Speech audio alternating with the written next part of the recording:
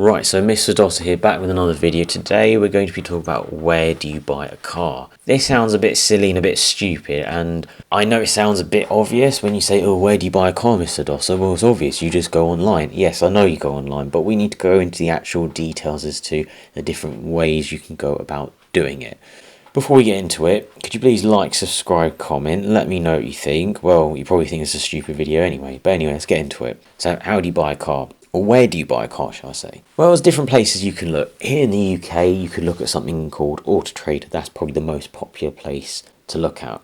Reason being is that a lot of dealers use them, and there's also a lot of private sale on there. The search function is extremely easy to use, extremely quick. You can filter through many different things, such as the mileage, such as even the colour of the car, even the trim level you can filter through, and the price, and if it was newly listed, the age, and so on and so forth. So Auto Trader is definitely one to go for. However, a lot of sellers are put off of Auto Trader due to the cost of advertising. It's not cheap, and especially for private sellers, if you're looking for a cheap end of the market, let's say below £2,000 or £3,000, a lot of people will not advertise on Auto Trader due to the price. So what's the second way of buying? Well, I use something called PistonHeads. PistonHeads is a very good community for car advice, and what you'll find on there is not just the classifieds for finding a car, but also a wealth of information in the forums for buying a car, whether it's a specific type of car. So they've got different manufacturers such as BMW, Audi, Mercedes, Ford, etc.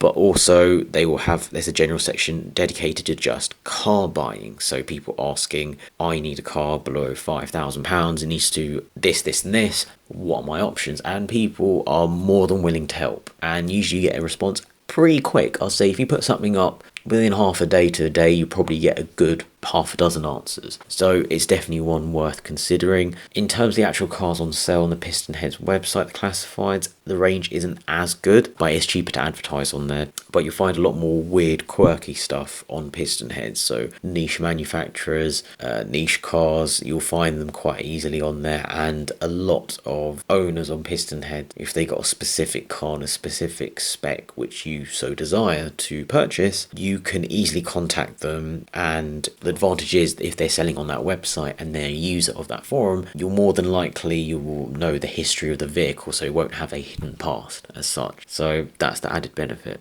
So the third way, well, the first point that I mentioned about cheaper end of the market, the one to go for in the UK in terms of if you are going for a private sale is Gumtree. Now, Gumtree is a mixed bag. You do get a lot of time wasters. That's coming both from the buyer side and seller side. And you also do get chances. However, I have found stuff, whether it's a sofa, whether it's a bike, etc. I found stuff like that on Gumtree, and I've actually found it very, very useful. If you know how to get your way around Gumtree and set up alerts, then it's a very useful tool. You need to be quick, and you need to almost keep up to date with it, because when I was looking for a car, or I've been looking for stuff on Gumtree, it would be up and within a day it would be gone. So you need to actually, as soon as you find it, that same day you need to contact them. The only issue comes is with contacting the seller. Sometimes you contact them, they don't pick up. You contact them again later that day or the next day, they don't pick up, and they come back to you 2 or 3 days later.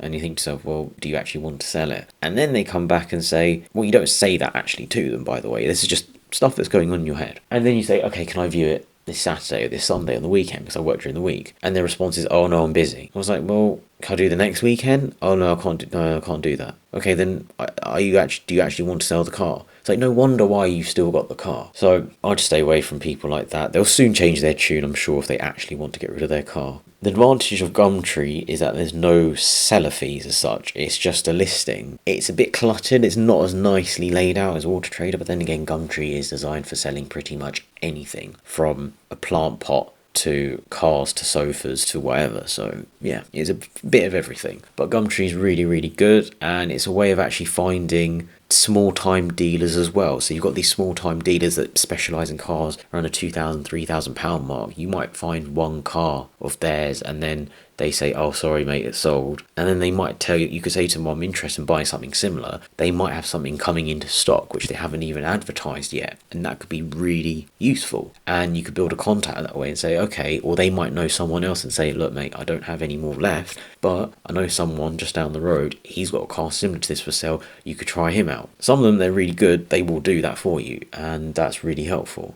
The next way of doing it, if you want to buy a car, is you could go to these car supermarket places. However, I'm slightly hesitant going there. So you got the likes of Car Giant, Big Motoring World. There's probably others out there. I'm not going to specifically say the name of the one that I find a bit dubious, but I'm just going to put it out there that I've checked VCheck before, and I've seen people use VCheck for cars sold on these big car supermarket places.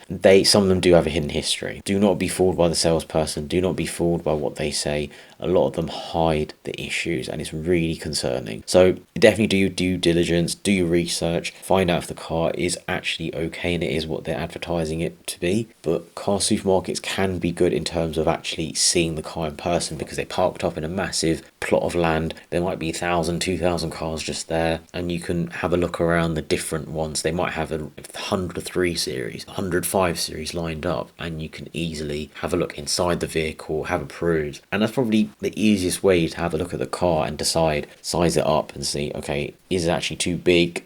Do I actually like the interior, etc.? Because it's hard to tell in pictures whether the car, dimensions wise, whether you like it, whether the seating position's okay. Because some cars that I would find comfortable for my back, others would find actually not that comfortable. So it is a good way to actually see a vehicle, and they are quite willing to give you a test drive. However, in terms of haggling for price, good luck with that, because a lot of these places, the price that you see advertised is that they will not budge. They will not budge a single penny, and they will not put any fuel in the car. They'll give you the car and they say, this is how it is. Simple. We're not going to wash it. You'd be lucky if they wash it. We're not going to give you any fuel, nothing. If you try negotiating with them, they'll just laugh at you and tell you to go somewhere else if you don't want to buy it. So simple as that. And the last place to look for buying a car is auctions. Now, auctions are a mixed bag. Nowadays, due to the pandemic, etc., I think they're not really a place to go. So you've got the BCA auctions, they're all up and down the country, and you have to register to bid, etc., and most of the bidding will nowadays done online. And you've got different grades of cars, so grade 1, 2, 3, 4. I can't remember the grading system exactly. I believe the higher grade cars are like grade 3 or 4, ones with more damage. Really is sold as seen, and then you have additional fees on top which you need to be careful with, and it is risky, but a lot of small time dealers do buy cars from these kind of auctions, and really there's no warranty or guarantee, nothing. Once you buy it, that's it. You're responsible. If it works for 2 days and the third day it stops working, you can't do anything. In terms of getting your money back, that's it. You have to sort it out. So it is a risk. Whereas the other ones I've mentioned previously, whether it's a big main dealer or small dealer, you have the Sales of Good Act, you have other things that there will be goodwill gestures, they will help you. Maybe they won't pay for all of the repairs, but maybe they pay like a quarter or third or half of it. They will ease the pain slightly. Whereas with private sales and auctions, you're sort of on your own. So it is a risk. And then you have this new style of auction, which is more for classic cars, but also interesting cars, the likes of the Market and Collecting Cars. It's an online based auction. They post hundreds of photos. You can ask questions on there. It's almost like an eBay style auction for cars. Now, you have to be careful again with buying fees. Some of these online market auctions have buying fees. It's either a minimum amount or percentage. It can add up to be quite a bit. Sometimes what you'll find, actually, there are some dealers that are actually using the website. They'll have the same username.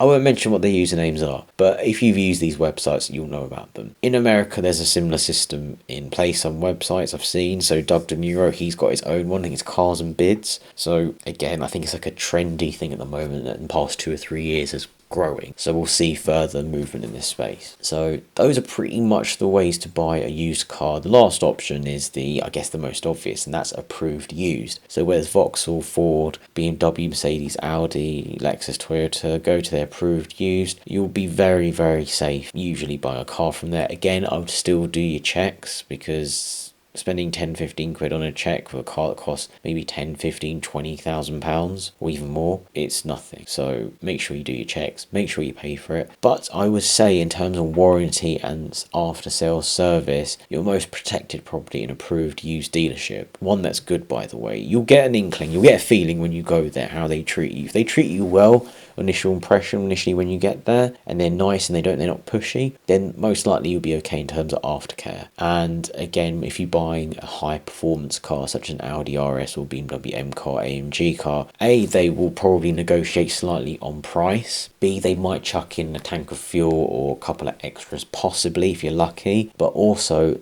they'll probably offer you a good service package over the next 2 or 3 years, or they might offer you a very good warranty. And I know for a fact that the BMW warranty that's offered, if you're buying an M car, I mean an actual M car, so M3, M4, M6, M5, etc., get the BMW warranty. If they're offering you BMW warranty and you can get it, you're eligible for it, get it, buy it.